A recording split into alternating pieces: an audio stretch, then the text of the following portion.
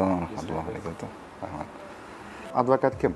Advokat huquqiy maqomiga ega bo'lish uchun advokat O'zbekiston Respublikasi fuqarosi bo'lishi kerak. Mana shu fuqarolikdan tashqari boshqa biron bir unga cheklov yo'q. Ya'niki uni o'sha maqomga ega bo'lish uchun fuqaroga shaxsga hech qanaqa cheklov yo'q. Uni irqi, jinsi, ijtimoiy kelib chiqishi, mavqeidan qat'iy nazar advokat bo'lishi mumkin. Faqatgina shu fuqaroligi bor. Bu hamma davlatlarda deyarli bo'lgan bor narsa. Misol uchun boshqa xorijiy davlatlarda ham advokat ayni shu davlat fuqarosi bo'lishdagi talabi bor. Oliy yuridik maqomga ega bo'lish kerak advokat va advokatlik statusini olish kerak. Advokatlik statusi litsenziyaga ega bo'lgan shaxsgagina beriladi. Advokatlik litsenziyasi olinadi. Uning uchun advokatlik litsenziyasini olish uchun yetarli bilim saviyaga ega bo'lish kerak va u muayyan talablarni bajargandan keyin imtihondan o'tgandan keyin litsenziya beriladi. Litsenziya o'sha malaka komissiyasi tomonidan amalga oshiriladi. Buni malaka komissiyasining a'zolari sifatida Adliya vazirligidan va palatadan a'zolar bo'ladi. Advokatlar palatasidan. Maqom xuddi shunaqa tartibda olinadi. Litsenziyani o'zi advokatlik statusini bermaydi qonunga asosan. Undan keyin o'zini tartibi bor. O'sha litsenziya olgandan keyin borib rasmiyatchiligi bor. O'shandan keyin statusini olish uchun boyagi guvohnoma beriladi. Adliya vazirligi tomonidan o'sha guvohnomaga asosan o'sha to'laqonli ravishda advokat deb ayta olishimiz mumkin odam.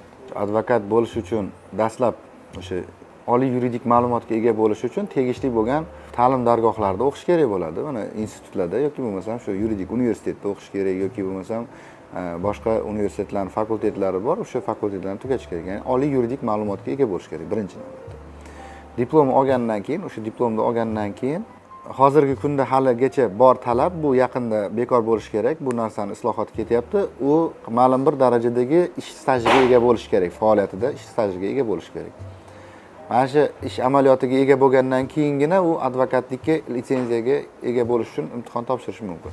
Advokat o'ziga murojaat qilgan odamni o'sha ishini ertangi kelajakdagi taqdiri uchun mas'uliyati bor.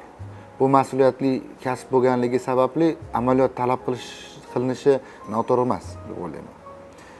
Shuning uchun institutning o'zida ustoz shogird tizimini tashkil qilishda men ko'proq o'ylardimki, chunki institutdan tugatishi bilan advokat bo'lish imkoniyati yaratilishi kerak. Lekin institut o'zida, misol uchun 1 yil oxirgi yildami amaliyot sifatida bu narsani advokaturalar bilan hamkorlikni yo'lga qo'yib kengaytirish kerak. Advokat bo'lish uchun qiziqqan odamlar bilan aynan shu kurslarni tashkil qilish kerak. O'sha kurslarda amaliyot o'talish kerak. O'sha kurslar orqali keyin institut tugatishi bilanoq amaliyotga chiqib ketish uchun zamin yaratilishi kerak. Mana shu tizim yo'lga qo'yilgan taqdirda advokaturada o'sha boyagi to'g'ri holatda rivojlanishi, shakllanishiga olib keladi bu narsa.